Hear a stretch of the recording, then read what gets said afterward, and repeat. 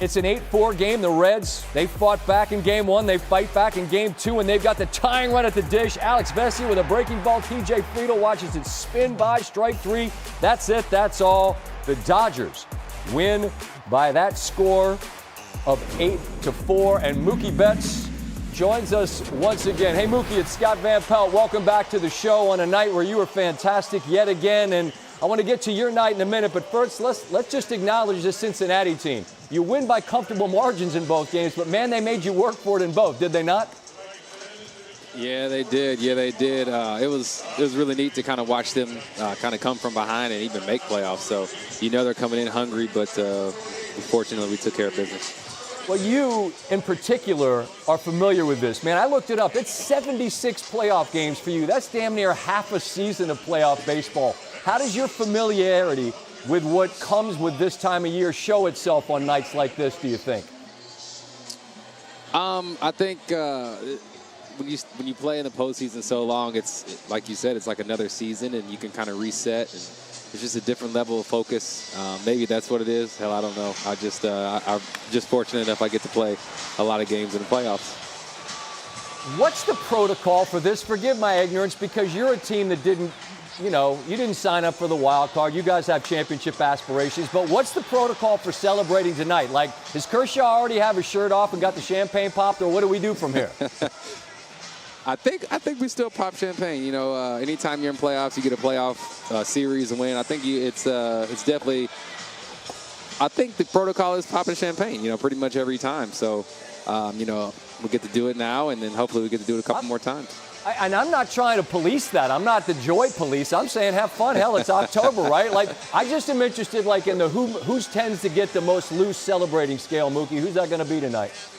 I mean, I think Kiké leads the league in wild stuff. Just whatever stuff out of left field. That's Kiké. So he will definitely lead the celebration tonight. All right, well, before you get to that, just give me a quick thought on what. Take a picture. Let's go. It's enough. Yeah, I got to take it. What did you guys say? I know you got to go. I'll let you go. You got to get a picture. Thank you, Mookie. Have a good one. We'll look forward to you in Philly, all right? Thank you, guys. All right, you got it. Yes, sir. See you guys. Congratulations on this win. You guys are going on to the next round, the NLDS. Describe to me what it was like coming out of the bullpen to close this game. クローザーとして今日、ブルペンが出てきて気持ちはどうでしたか？そうです。球場の雰囲気も、すごく高まってましたし、初めて9回投げて、緊張したんですけど、球場に後押しされながら投げることができたと思います。I could hear the atmosphere becoming really intense. So, I just really, it was my first time pitching in the ninth, but like the crowd really helped me, helped me focus. So I was really happy with the results. You've been a part of big moments in Japan. How does the postseason compare? ポストシーズン偉大なところで投げてると思いますけども、アメリカでのポストシーズンの経験っていうのはどう思いますか？そうですね。日本でも、WBC でも、似たような経験をしてきたので、そこまでなんていうんですかね、ビビるみたいな感覚はなかったんですけど、また日本と違った盛り上がりの方だったり、レベルの高い戦いの中で、今日はすごいいいピッチングができてよかったかなと思います。Yeah, I pitched in the World Baseball Classic and also in the postseason in Japan, but this was a whole different level, at just a whole different competition. Facing the heart of the Reds order, what were you seeing from them and how did you navigate to them to get the swing and miss? 2番、3番、4番の打順のやっぱ主力、対戦する中何か感じたところはありましたかと。点差があったので、ホームラン気にせず、どんどんストライクゾーンに投げ込むことだけ意識したので、今日は比較的点差がある中だったので、思い切ってゾーンで勝負しました。Just a lot of runs, coming into the game, so I didn't really feel like, I had to be careful or timid, giving up home runs or anything like that, so I just attacked. What did it mean to you, Jess? It's been a long season injury, but to come through for your team in the clutches and the most important moments. 怪我とか、いろいろ苦しい、1年目だったと思いますけども、こういうチームに、すごく、助けになる役割をしたっていうのはどう思いますか？本当にシーズン、チームの力になれなかったので、ただもうシーズン終わってしまったので、これからまずポストシーズンがあるので、残りの、試合をしっかり、貢献できるように、それだけかなと思います。Yeah, I wish I could have done more during the regular season, but I'm going to do everything in my power to make sure I contribute in the postseason. Roki, congratulations. Enjoy this moment. A great series. The Phillies with the bye, getting ready to play the Los Angeles Dodgers. Brewers with a bye, getting ready to play whoever wins the San Diego Milwaukee game or San Diego Chicago game tomorrow, and that'll be fun too. But let me ask you this, getting back to the Dodgers bullpen. We started by saying, look, the Dodgers bullpen in the postseason isn't going to be the same group that kind of struggled in August. Different personnel, right, because of the way the rosters were made out. Any pause over the way these games ended? Like real wonky in both endings. Yeah, a little bit. You know, I mean, you'd love to see someone like Vesia come in who's been so good for them for a number of years to just be, you know, sharp. And I don't think we've seen it in back-to-back days. So does it kind of sway your confidence? I think a little bit, because if anything, I think managers see why in the postseason use what has been going on lately. Like the recency plays a big role. Yeah. So you know who played a big role for the Dodgers again tonight? And we were all saying the same thing every time Kiké Hernandez stepped up. We were saying postseason Kiké is back. I mean, the postseason success this dude has, it just jumps right off the screen. First of all, he's been in a ton of postseason games, and he posts. I mean, look at the numbers here. And he did it again in Game 2 to finish off the Reds, had a couple of runs batted in, and was in the middle of all the action.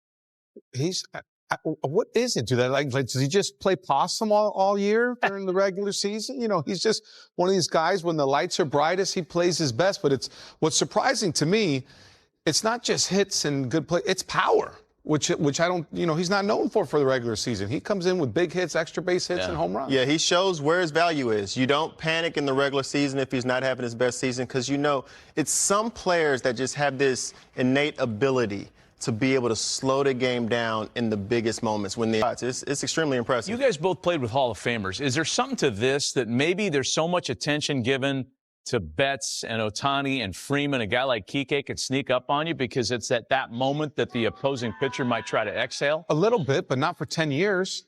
You know, like he had a big series. He's had big series in 2017. Like his track record in the postseason speaks for itself. So I don't think he sneaks up on you now. Yeah, is he the bat you fear in the lineup? No, it's still Ohtani and Mookie and Freddy Freeman and those guys. But that just talks about the depth and the length that the Dodgers lineup really has. Yeah, I mean, this dude's postseason career OPS numbers are commensurate with some Hall of Famers. Tell you what. Maybe we can ask him for ourselves. Here it is, Kiké's postseason success. Let's get you back out to Dodger Stadium. It's almost like a Jekyll and Hyde thing. Kiké, congratulations on a postseason win, series win that is, and we've been talking about you, dude. How do you explain postseason Kiké?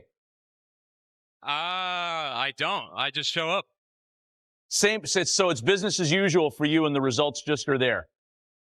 I mean, yeah, I've been blessed to be part of a lot of really good teams to put me in the postseason year in and year out. And, you know, I've been fortunate enough to get opportunities, and I've made the best of them. Kiké, Mike Lowell here. Your lineup, it seems like everyone's kind of clicking. How strong is it when the length and the pressure you guys can put on an opposing pitching staff day in, day out? I mean, it's the last two games speaks for themselves. We've done it without one of our best hitters and Will Smith too. So, you know, we were very inconsistent throughout the season, and it just seems like we're clicking at the right time. So hopefully we can, you know, take the next 2 days to rest and settle into Philadelphia, and, you know, keep it going once we start the DS. Kiké, CY here. Congratulations on a great game. Once again, moving on to the division series. How do you hone all this in? How do you keep everything in perspective? As I see the celebration, or the lack of huge celebration happening behind you right now, you can tell this is the expectation for the Dodgers. But you've had a lot of at-bats in the postseason. How do you hone it all in, and how do you keep this thing in perspective on how special it is, this run that you're on right now? I mean, like I said, I've just had a lot of chances, man, and every year teaches you something new. And for me, I just try to take it one pitch at a time, man. And you know, as far as like not celebrating a lot, we came in here trying to win a series, and the big goal is to win a World Series. So we're gonna celebrate once we get in there. We're gonna celebrate the right way.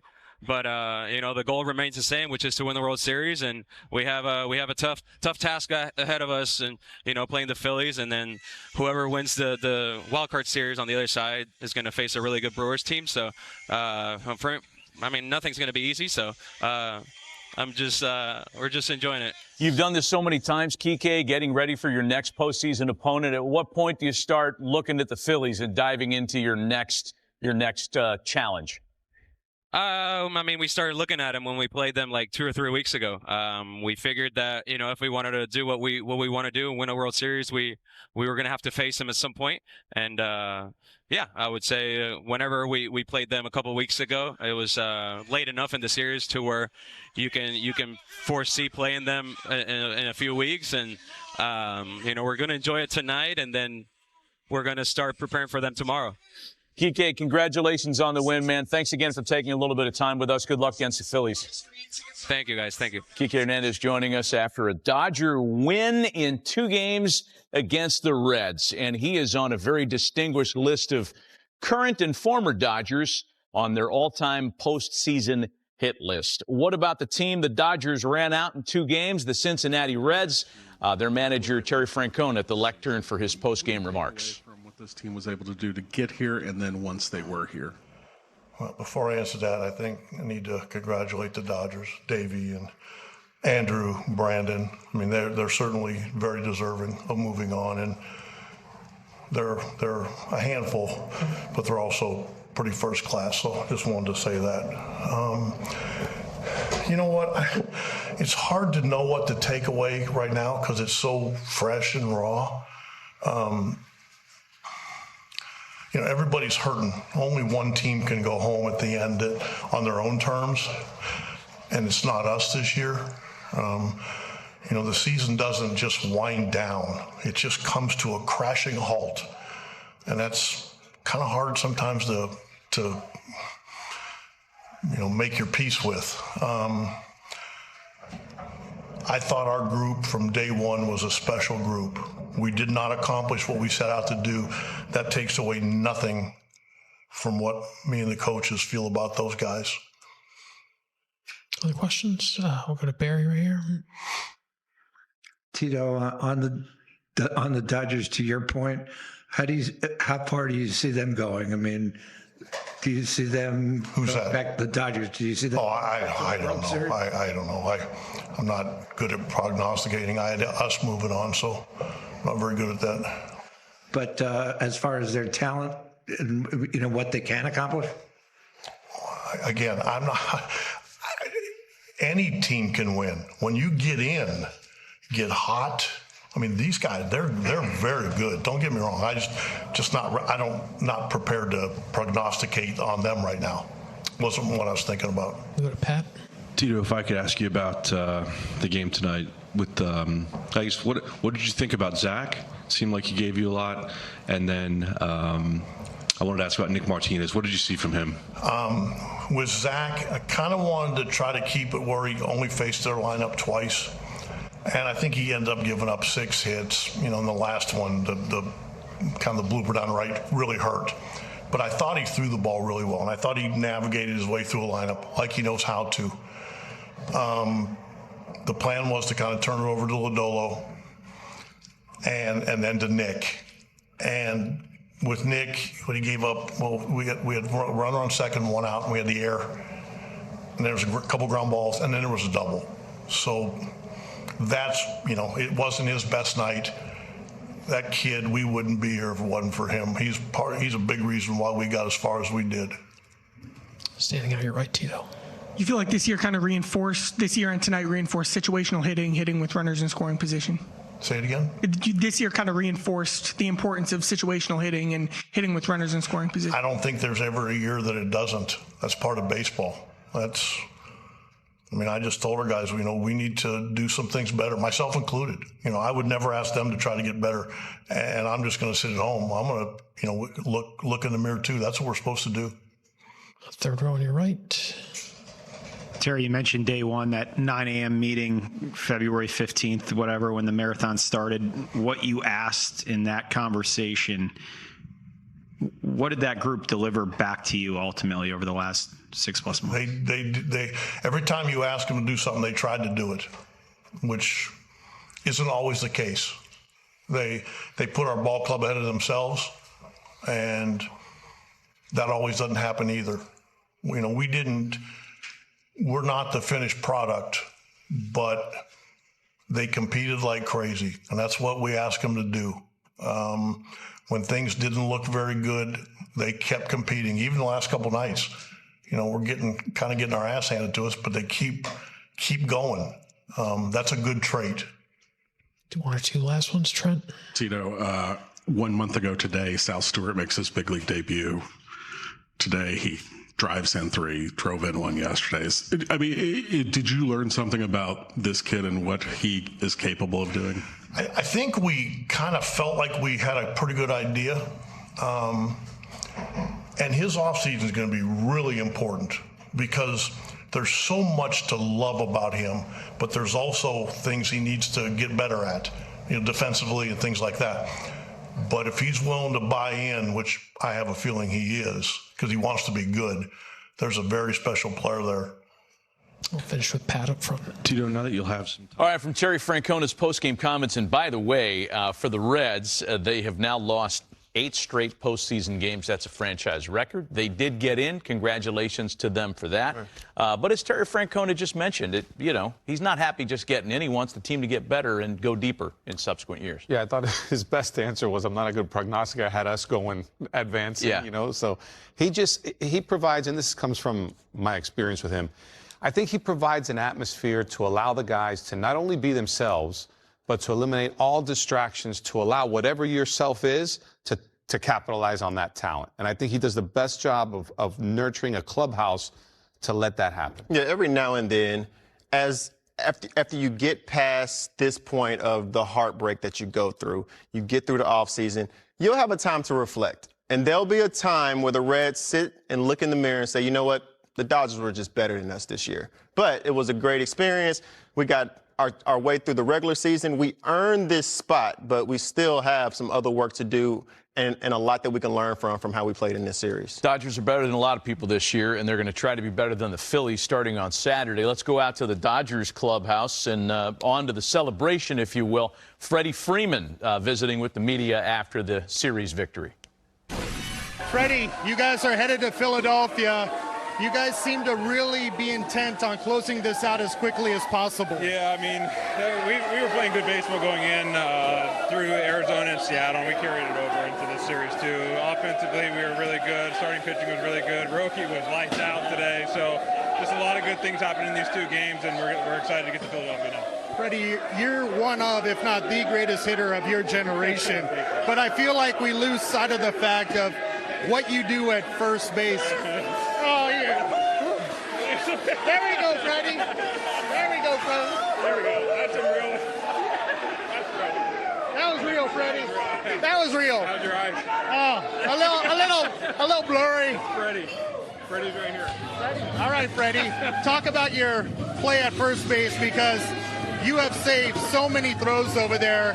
How proud are you of being able to be there for your infielders? Yeah, I think since the All-Star game, I feel like my ankle's been in a really good spot. I've been able to move a lot better at first the last couple of months. Thank you, Tanner.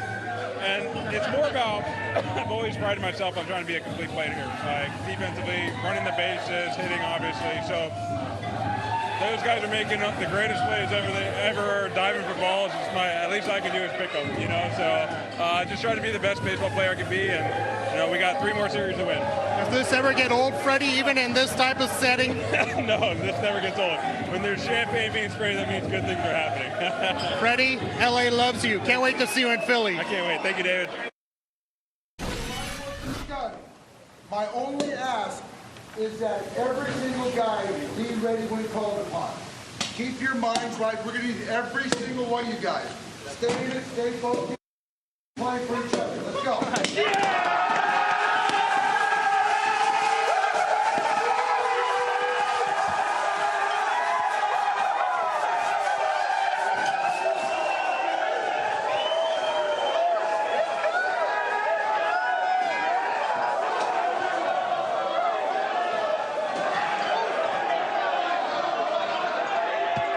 Dude, that's Anthony Bonda with the tats and the weird mask. He's going insane clown posse on everybody in there. He was creepy last year when they won the World Series, and the act hasn't changed. Dodgers have won 7 of their last 8 postseason games. They've got a big series coming up with the Phillies. That's going to be fun to watch. I mean, I think it's what most people thought would be the best 2 teams. I think the Brewers, kind of outshone everyone with what they did from a win-loss standpoint. But 2 powerhouses, big names, big arms. It's going to be a great series. I love the message from Dave Roberts right there. Stay in it. We got a couple days off. We got to find a way to keep our foot on the gas. And sometimes that's tough to do in baseball, but the Dodgers got to find a way. They know they have bigger things that they're trying to reach. We encourage you to stay with us because we have a full 1-hour recap of day 2 of the wild card round coming up.